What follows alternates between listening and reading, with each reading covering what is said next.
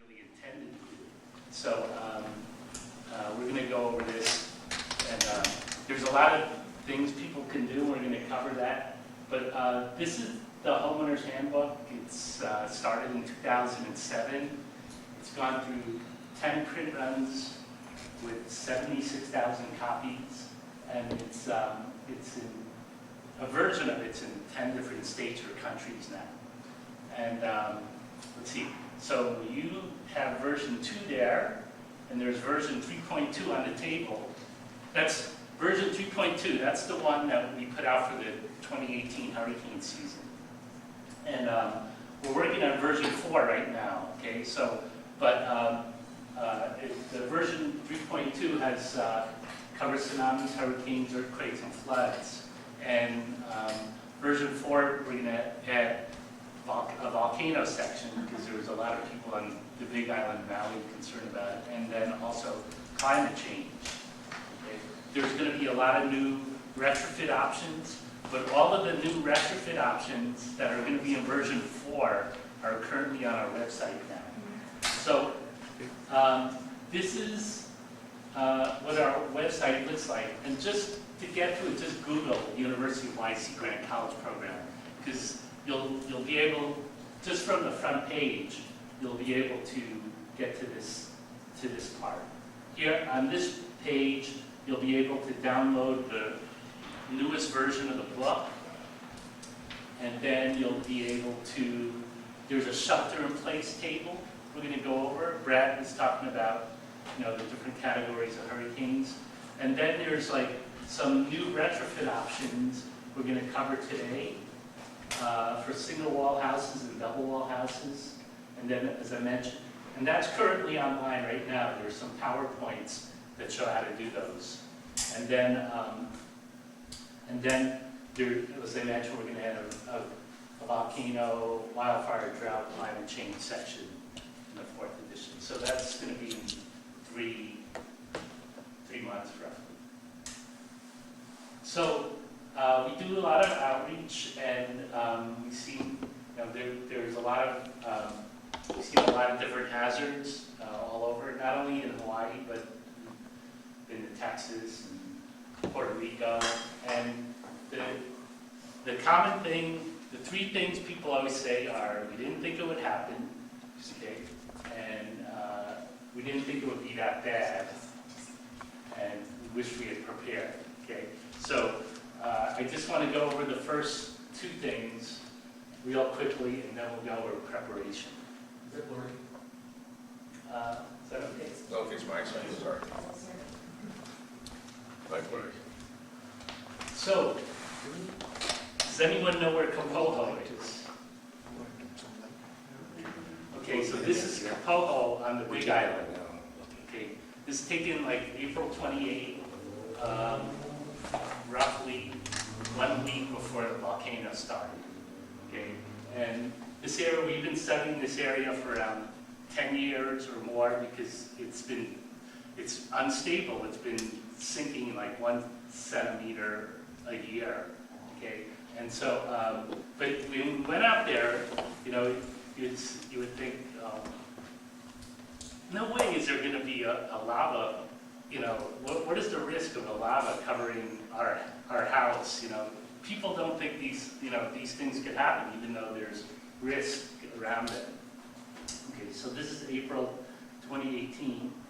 These are some of the houses there, and you can see they're elevated because the area is dropping. It's sinking roughly ½ an inch a year. Okay, and then. About, of course, the volcano, the lava, and okay, so this occurred, it started May 3rd, 2018, so it was almost like 5 days before that picture was taken, and this is like maybe like 10 days or 15 days after that picture was taken before. You could see the lava going out to Kapoho Bay, and those houses we were photographing were just right around here. They're not touched yet. But eventually, the lava did descend. And those are the houses, by the way. Those are the 2 houses that were in the picture. And And then, what actually happened, let me just see. Do you have a pointer in here? Okay, here we go. So here's Kapoho Bay. Okay. By the way, so the area had a history of lava. Here's an 1840 flow, 1960, 1955, and then they built this whole area right between the two flows. And then here's the red flow is everything that occurred in 2018. And you can see here's Kapoho, here's the former shoreline. The houses we photographed are like right there. So right here, the lava has grown out like a mile past, almost a mile past the former shoreline. So this is just an example. Like we're showing it. There's no lava risk obviously in Mililani, but the point is, people. It's a part of it. Preparedness, a lot of psychology, and people don't think things like it'll happen to them, like a hurricane on Oahu. Okay, so here's a Niki hitting Kauai, and a lot of people think, a lot of people on Oahu think, oh, we're never going to be hit by a hurricane. They always hit Kauai or the Big Island. So a part of our task is like to try and educate people on Oahu as much as possible. And then the other thing that a lot of times you hear is, oh, we survived Niki, it wasn't that bad, because they're on Oahu. And I don't need to prepare more. But actually, only Kauai received the full brunt of the forces, wind and rain and storm surge. And even on Kauai, there's a tremendous difference between the left quadrant, the left front quadrant and the right front quadrant of the hurricane.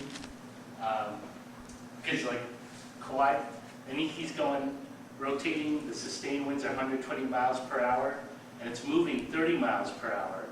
So the right front quadrant, they add together, and you get 150 mile per hour winds right here. Okay. In the left front quadrant, they're subtracting, so it's like 90 miles per hour. So like right here, these people are getting 90 mile per hour winds. These people here are getting 150 mile per hour winds. So even on Kauai, there's a huge difference in impact. And if you go to Kauai, like a lot of the single wall houses that are still existing are generally, a lot of them are on the left front quadrant where Niki, because all the ones on the right front quadrant got damaged. Okay.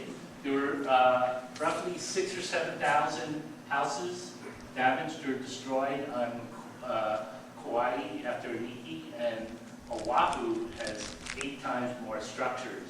So that's why, just a rough estimate, if Niki had turned north 6 hours earlier, it could, that would be a rough estimate of the potential damage. Okay, and then with this year with Hurricane Lane, it almost had the same impact. Okay, because here we have Lane going to 120 miles per hour, 2 or 3 days before it was supposed to impact this area. But then there was like strong wind shear, and then the trade winds blew the system to the west. So a lot of people, like most people on Oahu who don't really think about this, they'll say, oh, see, Oahu never gets hit, Hector didn't hit us, Lane, Olivia, but, we were very close to a major event, because if there was no wind shear, then this thing would have gone up, and it would have been essentially like, it could have been almost like a Niki, right? It would have gone, the system would have gone still a strong strength and gone up, and it maybe impacted Oahu. So actually there's a structural engineer now who's doing some modeling to determine what would have been the impact on Oahu if there was no wind shear from that system. But so here we're getting, just to show like 2 examples of how a hurricane could hit Oahu. One is a Niki that just turned north 6 hours earlier, and then here's another example where, if they didn't have the wind shear, it would have probably just gone straight up. And then the third way is systems can come from the east. Okay, so this is Olivia, and it was projected to impact mainly Maui. Had very little impact on Oahu, but it could have, there are systems that could come from the east. By the way, let me backtrack. When there's a hurricane, everything's circulating counterclockwise around the eye, okay? So if this system is circulating counterclockwise and it's going to hit Oahu, first the winds are going to come from the east, and then the eye will go through and be quiet, and then the winds are going to come from the west, okay? But if the system's coming from the east, again, it's circulating counterclockwise, so if it were to hit Oahu, first the winds would come from the north, and then it would stop and then come from the south. Does everyone see that? So really, a lot of people always ask, is there a preferred direction? I need to protect my house or my windows or my envelope. And no, you need to protect the entire envelope, 360 degrees around. Okay. This is just from the National Weather Service, and it just shows number of tropical cyclones, which are hurricanes, tropical storms, and tropical depressions since 1970, and it versus El Nino and La Nina years. El Nino is like when there's unusually warm waters in the eastern Pacific, and you can see that there's a strong correlation. When they're El Nino years, they're typically more tropical cyclones. And in 2015, we had a record number of 16 tropical cyclones in the Pacific. They think that was like during the super El Nino. And now, it appears that there's a 70% chance we'll be going into an El Nino this winter. So, it could potentially impact us and make, even more risk for hurricane. And this is 2015. Fortunately, all of the systems missed us. Yeah. And here you can see also 2015, and this is the first time we had 3 major hurricanes in the Pacific at the same time. Okay, so a lot of times we go visit other areas to see how houses perform during a hurricane. So this is Hurricane Harvey impacting Rockport. So Harvey was a Category 4 hurricane, and I went down there for a week in Rockport and a week in Houston. The Rockport was we were with the FEMA Building Science Branch, and the Rockport was just to see wind damage, and then in Houston we're there to see the flood damage. So, okay, so here's Rockport, okay, and you can see this block, and you see there are a lot of houses that are damaged or destroyed, and then there are a lot of houses that have very little damage, okay? So we're there to try and determine, what made a house perform well, and what we could do to take those lessons back to Oahu or Hawaii, and what homeowners can do here to make their houses perform like these, right? This is what you want to make your house do when a hurricane hits. Okay? So this is example of some of the destroyed houses. It's all in the same block now.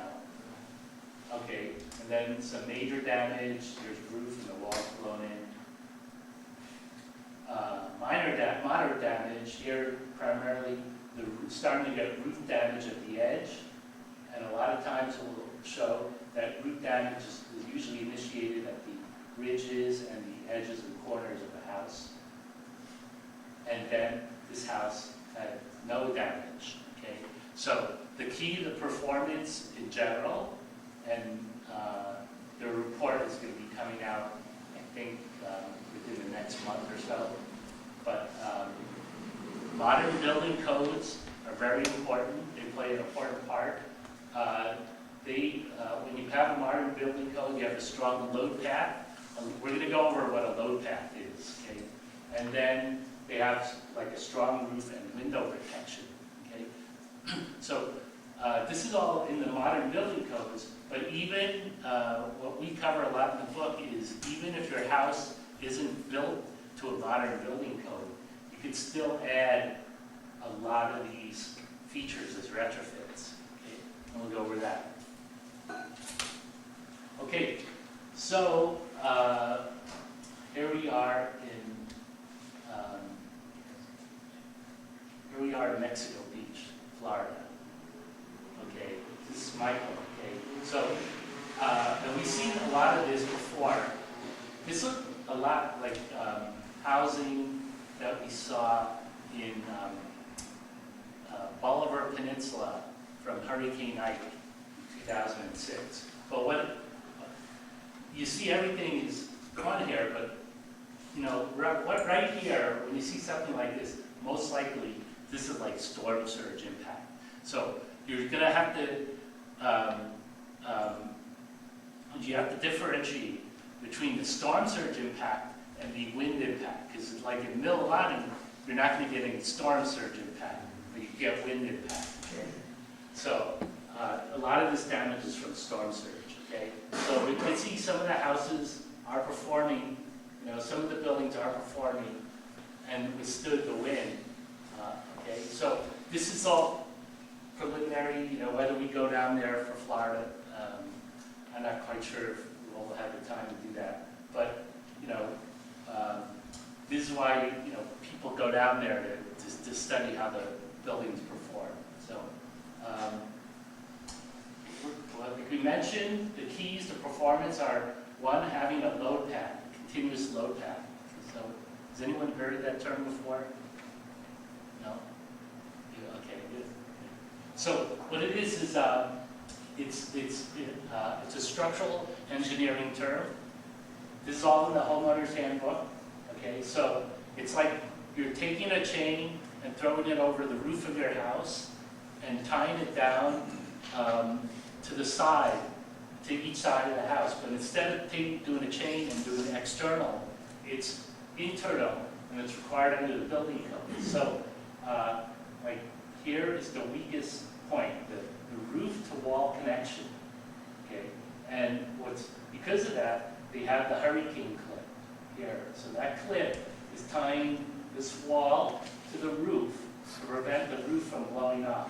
Okay, so that's one part of the load path connection. The other part is that there's like a strap that ties the second floor to the first floor, and they're like anchor bolts that tie there's a strap that ties the stud to the sill plate, and the sill plate is tied to the foundation through a lag bolt.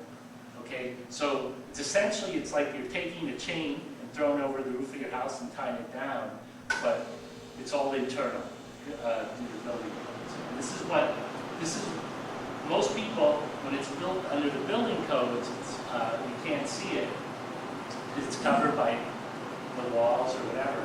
But you can also do it as a retrofit, but here you have to put the connectors on the outside. Okay? So here's a hurricane clip tying the beam to the rafter, and then the strap ties this beam to this column, the column's tied to the foundation. Okay, this is like a retrofit. Okay, so the connectors are external because it's a retrofit. Okay, so who has a house that was built before 1988? Okay, fair number of people. How about between 88 and 95? Okay, and then anyone after 95? Okay, go to their place. No. But inherently, your house, the houses built after 95 are stronger. I'll show you why. So here are some houses. No hurricane clips, no load path, no window coverings. Then, in 1988, these are the dates I was talking about. Okay, they required hurricane clips on Oahu, that was change in the building code after Hurricane Eva hit Kauai in '82. Okay, so that's why I was asking about the houses built before '88. And then in '95 on Oahu, they required the continuous load path. Okay, so now they've gone not only adding the hurricane cliffs, but tying everything down to the foundation. Okay, and that was in response to Hurricane Naniki in '92. Okay, and then now they have a new state building code that requires a continuous load path with the hurricane clips and either a window protection or a safe room, but it depends. The counties are implementing it differently, so it's not. Although this is part of the state building code, it's how the counties are implementing is all a little different. And they're sort of like not doing as much as they could to make it stronger. But the point is, no matter how strong or weak your house is initially, you could retrofit. So you could add hurricane clips. We're going to go over that. You could try and complete the load path, and I'll show you some examples of that. And then, of course, you could do window protection. So actually, you can make some of your houses, especially if it's a double wall house built before '88, you probably make it just as strong as a new house built today. For a single wall house, it's going to be hard to make it as strong as a new house, but you definitely make it stronger. Okay? So this is why you want the hurricane clip. Remember, the weakest part of that load path is that the wall connection, and even in 90, 95 mile per hour winds, some of the roofs were coming off from the Niki. Okay, so we're going to, when the lights go on after the presentation, I'll show you this. It shows some examples of the hurricane clip. So here's an example of the HPT hurricane clip. Okay, so you're going to have, for a single wall house or even a double wall house, these are houses built before '88 now. Okay, let's see. You're either going to have a freeze board or not. Okay, if you have a freeze board, it's going to stick. Stick out, and you're going to need to use this HPT hurricane clip. Okay, ties the rafter to the wall. Okay, and it's curved to go around that freeze board. This freeze board is not present. Then you could use an H3 clip, which is easier actually. So we estimate almost 1,000 homes in Hawaii have been retrofitted using this HPT clip. Okay, here's a house in Pearl City, and you can see it's retrofitted with the HPT clip. Every rafter is connected. It's not that hard to do if you're handy, especially if it's a single-story house. If you're handy, you can probably do it in a Saturday or two. And if you're not that handy and you don't want to do it, you could hire a contractor and he'll do it for $1,300 for a single-story house, and like $1,700 for a two-story house. Okay? But here's the hurricane clip. Again, remember, we're trying to prevent this. Okay? So the material costs $300 roughly if you're going to do it yourself, and I put $2,000, but it should really be $1,300 to $1,700 for an average size house on Oahu. Okay, does anyone have this? These are what are called post and pier structures on tofu blocks.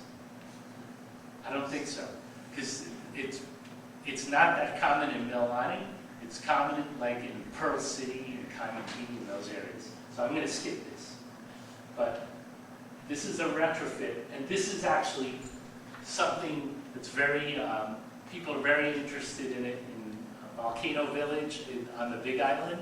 And they were having all those earthquakes because of the volcano activity. Because like 70% of the homes are built like this. Okay? But essentially it's tying the foundation down. There's some guidance how to do that. Okay, so here's this house in Pearl City. Remember we had the hurricane clips tying the roof to the wall? And then we did this post and pier foundation. You don't have any of these in Mililani, but in Pearl City and other places they do. Okay, so actually this is a single wall house that now has a continuous load path, right? Because it does, when you get hurricane insurance, everyone should have hurricane insurance, even whether you have a mortgage or not. But, and it depends on your carrier, but for this carrier, the hurricane insurance went from $1,200 to $900 because of these retrofits. Okay, does anyone have a double wall house without hurricane clips? No, double wall house built before 1988. No? Anyone else? Okay. Okay, well this is, I'm going to skip over this pretty quickly then. Okay, so this is, here's a hurricane clip, by the way. This is tying the rafter to the double top plate of the wall, okay? So remember, this is all required under the building code at the time. It's all internal, and when you do a retrofit, it's external, okay? But another way, traditionally it's been very hard to retrofit a double wall house, because a double wall house, because of the second wall, because a double wall house is like two walls. It has the drywall, right, on the inside, and the siding on the outside. So it's hard to retrofit because there's siding on the outside. So but with the structural screw, you can see, and I'll show you how we do it, but it actually could perform the same function, whereas it purposely misses this rafter here. But if you moved it over, it would serve the same function, essentially tying this roof rafter to this double top plate of the wall. Okay? Okay, so, and this is how you do it. You just simply drill the structural screws through the siding themselves. Okay, so that's in the handbook right now. And you can see how the potential is, okay? Because this structural screw is serving the same purpose as that hurricane clip. And then this structural screw is serving the same purpose as the stud to double top plate connection, right? And then this structural screw is serving the same function as that strap that's tying the stud to the sill plate, okay? So this is how we can almost do a continuous load path for for older double wall houses, okay? So if people have an older double wall house and you're interested in making it stronger, then it's not that expensive. If you do it yourself, it's not that expensive. I mean, the screws aren't that expensive. I can show you what they look like. Hey Dennis, can I ask a question real quick here? Sure. Can we ask questions as you're talking to? Yes, Okay. please do. So I bought my home, Ron. I'm the second owner. I believe my house was built in '89. Is that correct, Daniel? It's like '89 time frame? Okay. We're neighbors. So how do I know if people did this? Oh, There's a huge leap of faith. I mean, first of all, they did it, and they did a good job, by the way, too. So how would I okay, know? so you're double wall house built before? 89. Okay, built in '89. Okay, well, you could sort of like, do you go in your attic at all? Definitely not. Okay. Okay, You want to? this, well, I can check, but, I mean, I've seen this in other houses too. I saw a house like this in Manila, okay, especially at this time frame, roughly '88. See, in '88, they required hurricane clips, but they're sort of like new in the construction industry, and they weren't always perfectly installed. Sometimes they were installed in every other rafter.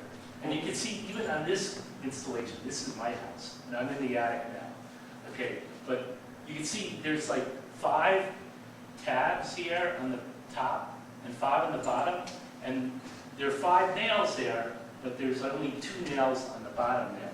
Okay, it's not a perfect installation. I've seen a lot of this in other houses. I saw something like this in a house in Manila. Okay. So, you know, although my house has hurricane clips, it was built in '92. It was like a double wall house built in '92. It doesn't have the complete low path, but has hurricane clips. I go, well, you know, it's not perfect. And so what I started to do is I started adding structural screws, because it's sort of like, you do it to sort of like fortify the connection. You know, it's just like making it stronger. So actually, I started to do is putting these structural screws and like tying all of the rafters to the double top plate, even though there's the hurricane clip. And you could probably, if you go in your attic, I could just take a look, you know, even with a flashlight, a strong flashlight, I could check and see. Okay? Does that answer your question? Well, I have a follow-on, if you don't mind. Sure. I built a bedroom on my second floor in the early 2000s, around 2003, 2004. When they built that, they should have followed the new current codes, correct? Yes. And possibly did the whole low path? Yes. Here's what they'll do, okay? If it's a minor change, minor addition, renovation, they'll build it to the modern building code. If you have a huge change in your house, say you do a change more than 50% of the value of the house, then the whole house has to follow the new building code at the time, generally, you know? So most likely, it sounds like you had a small part done, so most likely it's only the part that was done follows the new building code. Okay. I tell you what though, like, you know that clip right there, that's where the sloping roof meets the top of the wall. There's no way you can reach that hole. You can't reach it, man. Your head is too big. I was told that before. Yes. And you know, when you try to reach your head in there, you get hit by the nails coming down for the roof. It's I don't know if it's worth it. Yeah, but see, the structural screw is actually done from the outside. Yeah, well, but if that, from the way it looks in that picture, it looks like it's up in the attic. And if it's in the attic, there's no way you're going to get to those holes. If your clips are on the outside, yeah, that's great for you. But if your clips are in the attic, there's no way you're going to get to them. Will you take a look at your house, Brad? Your head's smaller than mine. So is your torso. Yeah. See, this is what you're talking about, okay? So there's like, you know, internally there's like these clips that tie the double top plate to the rafter, but you could do as a retrofit from the outside of your house. A structural screw, just drill it through the siding, and then you patch the hole with the. You know the concern, Dennis, is the bottom plate. The bottom plate, the tie from the wall studs to the bottom plate Yeah. is not normally done. Right. It's just toenailed to the bottom plate, and the bottom plate has either concrete nails or sometimes they have bolts, but the Yeah. bottom plate and a metal connector is not normally done. Yeah. True. And I don't think even today they don't have it. And you'd be lucky if you have diagonal straps in the wall before they put up gypboard or the outside siding. Yeah. But see, they may not have, the double wall houses may not have this connection, and you may be able to connect the stud to the, what we're trying to do is trying to complete the low path as much as possible, starting from the top down. Right. So like the dead weight of the house actually adds Yeah. to the Yeah, all I'm saying is that the bottom there, is there a plate down at the bottom? There's a sill plate right here. No, between the stud and the bottom plate, is there a, oh yeah, see, you see the strap Yeah. in D? Yeah, that strap is not there. Okay, well, that's what this black screw is doing. See, you're actually doing another structural screw into that connection. And I'm telling you, that thing is not there. Yeah, okay. And that's why you would do that, As a Okay. retrofit? as a retrofit. You You actually have to remove gypboard to get to that stud. no, I'll show you how to do it. Okay, Yeah, you're a genius. I don't know. Okay, but, okay, here's what you gotta do. Okay, so remember, here's your question, right? That it's not that hard to do, Okay, but you gotta get the correct orientations, okay? So, like for this, see this screw? Your goal is to hit that lower corner of the stubble top plate, and you're going at 23 degrees, a 23-degree angle. So there's a template that Simpson Strong Tie gives you, and it's sort of like you hold it there, and then it'll hold the screw at 23 degrees. Okay? So that's what you're gonna try. You gotta hit the intersection of the stud double top plate, the lower corner. Okay. So what you're doing is you already know where the stud, where the rafter is, right? right. You already know. Okay. Yeah, you already know where this is because it hangs out from the wall. And then what you do is you take a multi-tool and you just drill a little 1.5-inch square, okay? And you're going to find where the bottom of the double top plate is. And just carry it all the way across. So every time, like you're 1.5 inches, and there's a little more to it than that. I won't get to it now, but that's the idea. How long is your screw? It's Do you think you can drive I the can screw? show it to you. You think With you the can lights drive a on. screw 2 inches long up that angle? Good luck, you need to be Hercules to do that. No, you need to pre-drill it. You need to Oh. pre-drill it with like 2 or 3. To put each one in, it takes 1.5 minutes. Once you figure it out, okay. And then, yeah. So and then. That's a long screw, you know, Dennis. Well, it's a 6-inch screw. Trey, go to the other picture, Which one? the one with the hole in it, the wall. Okay. The next one. Oh. You see how far down that hole is? Yeah. This On one. the rafter? Yeah. Well, okay. So you know how long that screw has to be to hit the bottom of the whatever you're trying to hit? Yeah, but see, That thing is a 4-inch screw. yeah, but this is a different connection. Because this, I'm going down here. How long is that screw to the It's top plate? This is 6 inches. Yeah, Okay, good. yeah. So we cover it.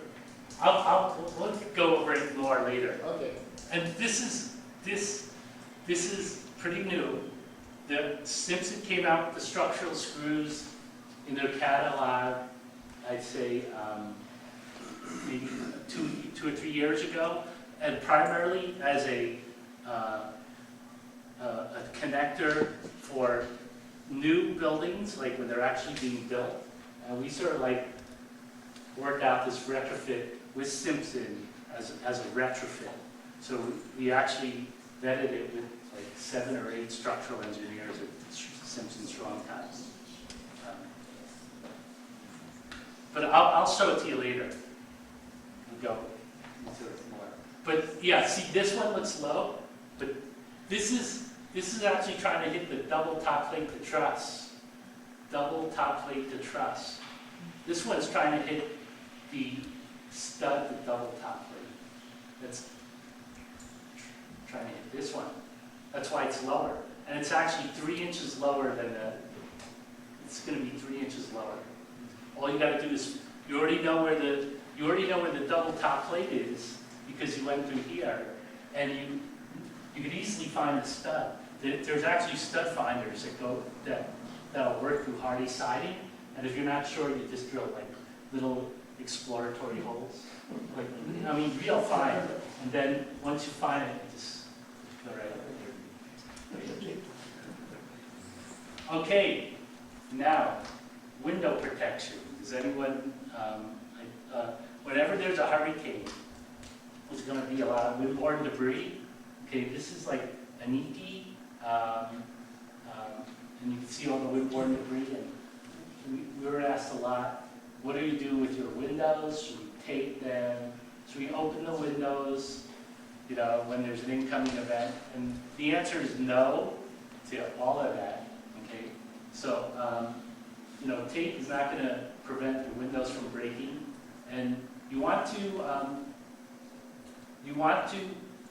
have an intact envelope, okay? So here's an enclosed building, and this is what architects and engineers call a partially enclosed building, okay? So here you have wind, and it's just on the exterior, and it's only putting pressure on the roof from the exterior. But here you have an opening. That opening could be by design, but it could also be a window breaking during a hurricane.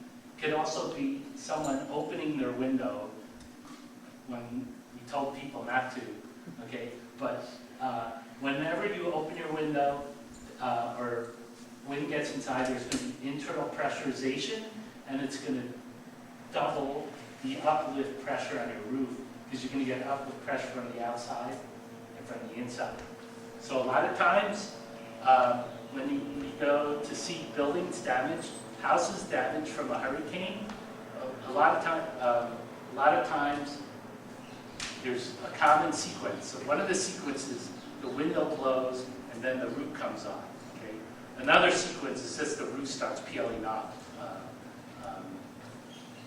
progressively. Okay. So under the new building code, remember I say people are supposed to have a continuous load path or a window protection. But what I understand, what a lot of contractors are doing is, instead of putting window protection in, they're building the house like a partially enclosed structure, so they don't have to have window protection, but then they have stronger connectors, like the load path is much stronger. Okay, whenever you have wind coming in from the inside, you need to make that load path much stronger. And I think that's how a lot of people, construction companies, are dealing with the new building code now. Right? But these people, their house is still going to be, intact, but they're still going to get a lot of wind, rain, and debris damage from windows, broken windows. So we encourage people to protect their windows.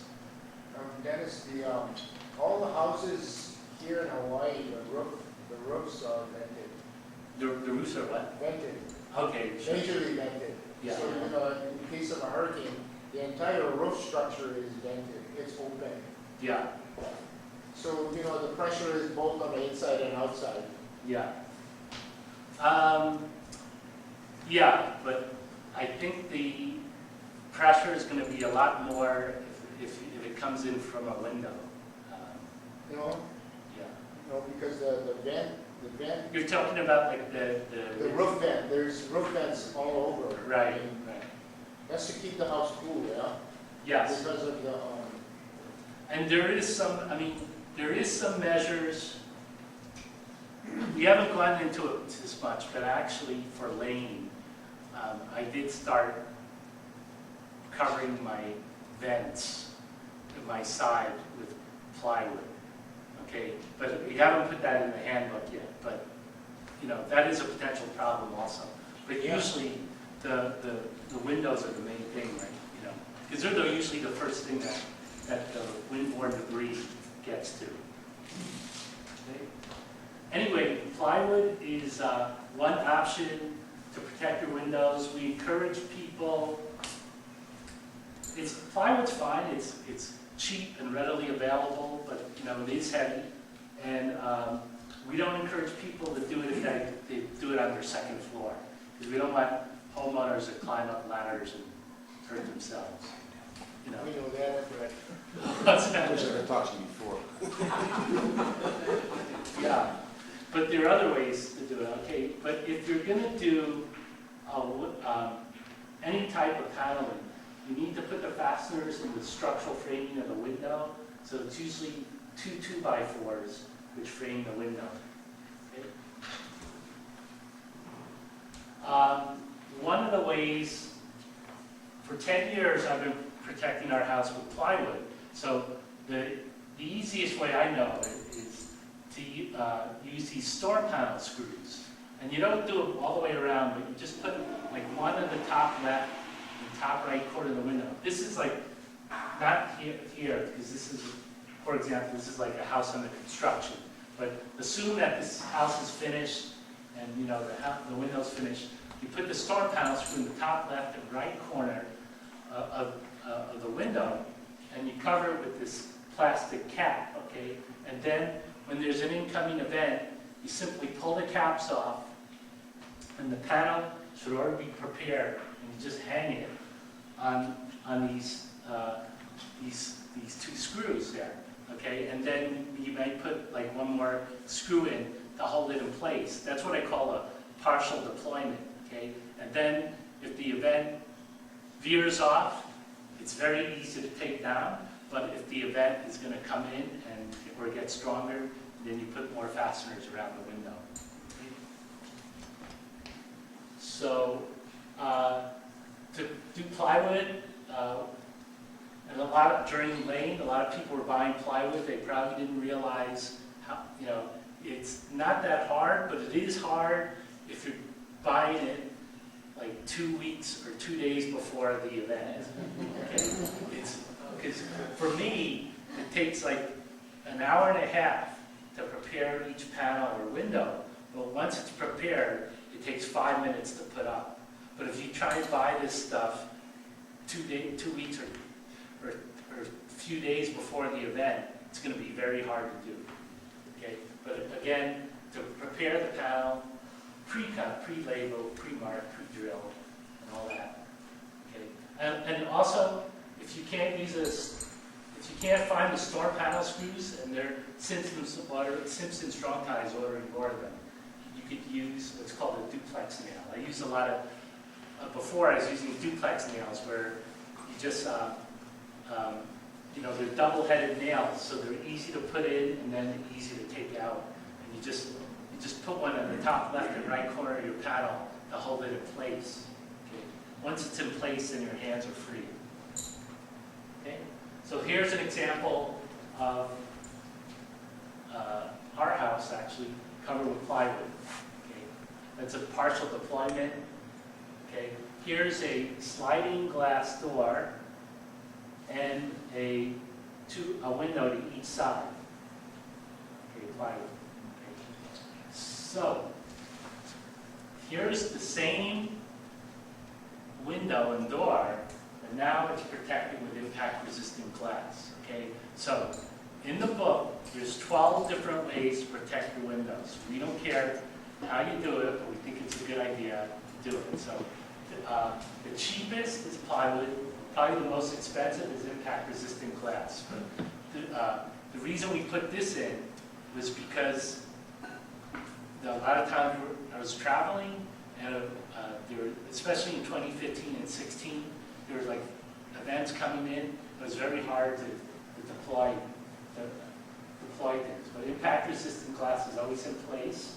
It's passed missile test. Okay? So there's some companies that are partners in the Homeowner's Handbook that will install impact-resistant glass.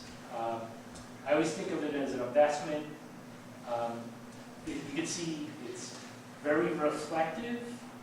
Okay, so people cannot see inside the house, but you can see from the inside out. You essentially open up the entire house, and it's the protections that because it's reflective. It's also makes it very cool. Reflects all the. It's very cool.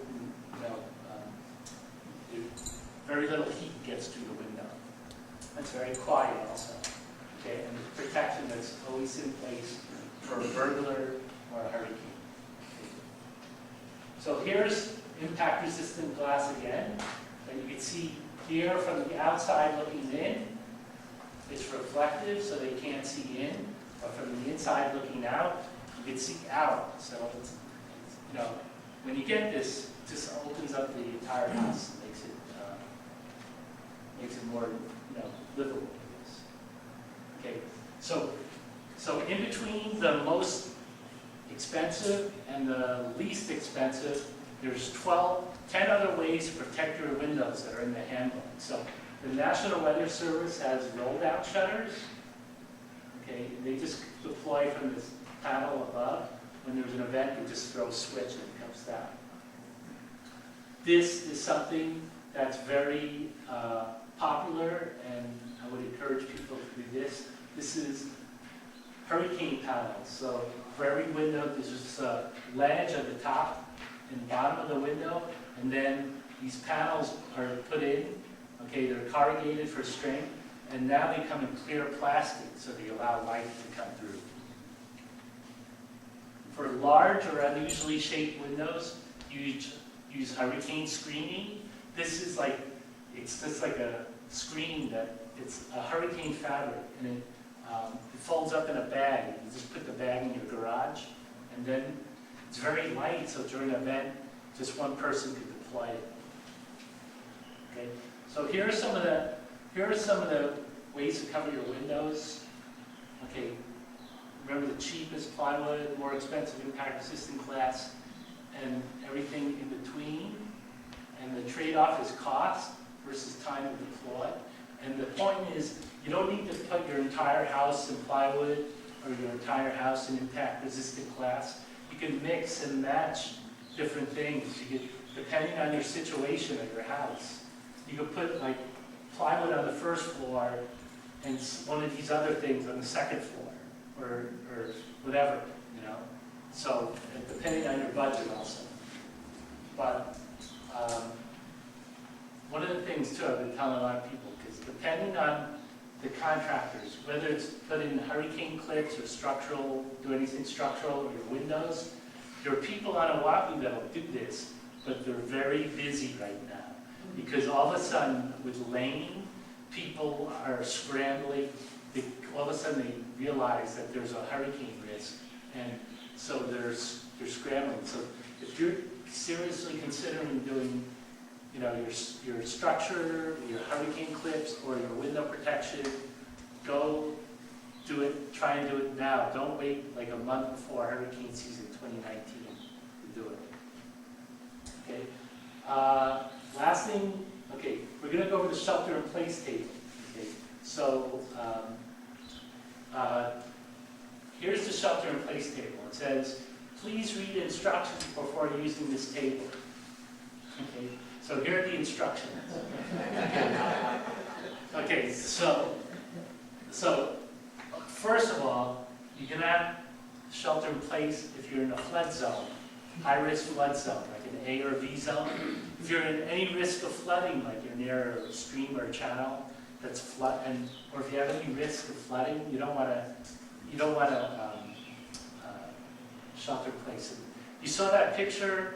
Remember that Mexico Beach with Hurricane Michael, and there was like that damage for that block, and it was like a combination of wind damage and storm surge. But a lot of times storm surge, water is the most devastating part. That's where a lot of people lose their lives. So don't shelter in place if there's any risk of flooding or water like that. Okay. Once you know you're free from flooding, you know, whether is your house strong enough for a hurricane? It depends how strong your house is and how strong the event is, okay? So here we have unsafe, marginal, good, better, and best, okay? And here, remember that story, the three little pigs, the house made of straw, wood, and stone? Well, here's single wall house, double wall house, and a concrete house, okay? So single wall house is inherently the weakest, and then double wall is stronger, and stone is strongest. But no matter where you start, you can still make your house stronger. So that's what we're trying to push in the book. Your goal is to, wherever you are in this chart, your goal is to move to the right as much as possible. Okay? So for the single wall house, probably the weakest condition is a single wall house in poor condition. Have you ever seen like really old houses, single wall houses that look like they haven't been maintained for 20 years? That's what we're talking about. Okay? But You could make your house stronger just by putting it in good condition, maintaining it. It shouldn't have termite damage, wood rot, corrosion of fasteners. Okay. Add hurricane clips. Every house could add hurricane clips. Virtually every house could add hurricane clips. And then consider window protection, and if you're on a post and pier, maybe do some foundation upgrades. But that's how it works. Let me see. I think that's it. So why don't we turn on the lights? Wait, does anyone? Why don't we turn on the lights and go? Oh, wait, could you? Yeah, just do it like that. So does anyone want to go over an example of their house and where they would fit on this table? Sure. Okay, so you would first go, are you a single wall Double. house or double wall house? Double. Okay. Are you in poor or good condition? Good. Good. Okay, do you have hurricane clips? I sure hope so. Okay,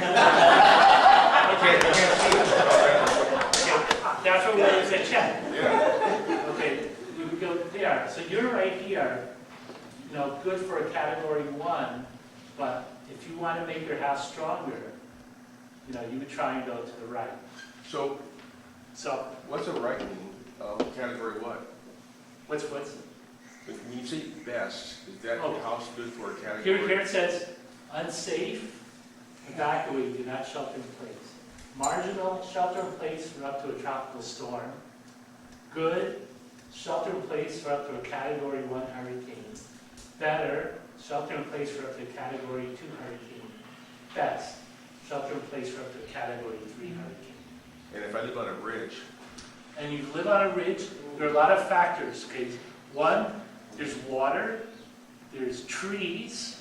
Do you have a lot of trees? I mean, if you have a lot of big trees, and actually during Michael, we already heard 2 or 3 stories of people that lost their lives when trees fell on their house. a lot of trees Right. in that line. So trees are another factor, and the other is if you're on a ridge, there'll be some wind amplification.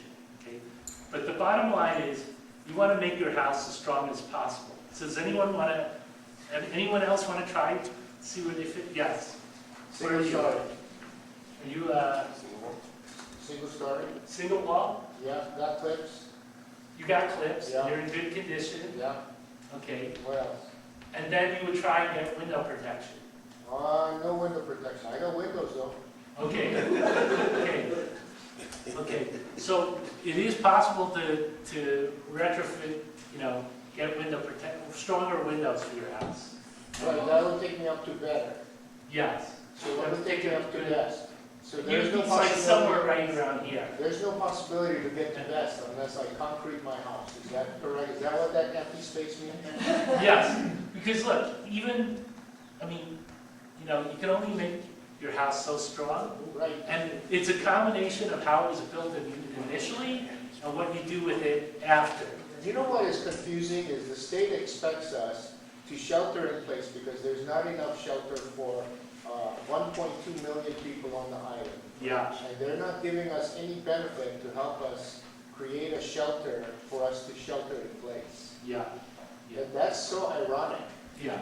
Well, we do mention in the structure, in the instructions. How do we create some legislation so that we can at least get a tax benefit if we create shelter in place benefits to our home, that we can at least get benefits that it's similar to like when we buy an energy efficient washer, we get a tax benefit for Yeah. that. Speak to your legislature, but I'm also working I on got one some, right here. Not yet. Oh, okay. I'm working on some type of grant program also. Oh, So that would be great. Then. So can we talk to you about that? yes, but I'm sort of it's like 2 to 3 things down the line for me. After I do some other things, but we're trying to get that going, a grant program. But also, here's your thing for your single wall house. Okay, because everyone thinks about category 3 or 4 or 5. Okay, first of all, away from the eye wall, and it's less. So the chance of an eye wall hitting Oahu or Mililani are low. The chances of another part of the hurricane hitting are greater. So, you know, even if it's a category 3 or 4, the chances, like say the category 3 or 4 hits